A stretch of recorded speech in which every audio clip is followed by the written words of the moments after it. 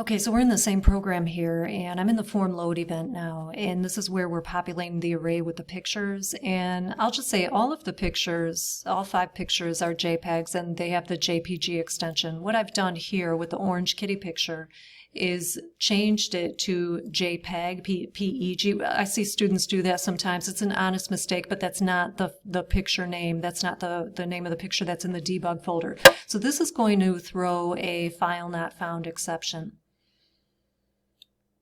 See, before the form even loads, because it can't find the picture, it doesn't load the array. So here's the file not found exception. Notice the naming convention here. This is in the system.io namespace, and so you kind of have to type that or like go digging for it when you're typing that in your code or looking it up in the IntelliSense. I'll show you a way around that too, but okay, so the point here is that this is another chunk of code that can possibly throw an exception. Certainly when you're working with files, you'll definitely want to try to catch a file not found exception. So I'm going to wrap that in a try block. This is the code that could potentially throw an exception. And I already have the catch typed out. I'm going to paste that in. There you have it. See, now if you had tried to just type file not found exception, the compiler is not going to see that. You have to go digging for it in its namespace. And one way around that is if you wanted to add the using statement up here. See, you get these using statements by default, but you can add your own. I'm going to say using system.io. Okay, so now that I have that up there, I don't have to have this spiel here. I can just dive right into the exception, and that would come up in my IntelliSense. But anyway, now I'm going to run this. I do have one improvement that I can suggest.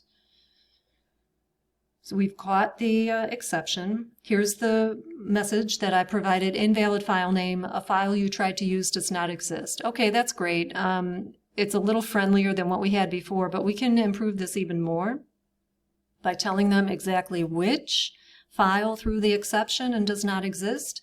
So what I'll do, and I talked in the last video, you can create an exception object, and it might have something useful in there. And in this case, it does. I would definitely recommend using it here. Let me do this. I'm going to say ex.message, and we'll see exactly what comes up when that exception is thrown.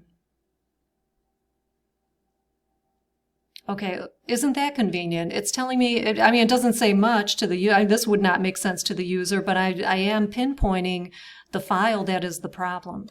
So with that in mind, I can say something like the file,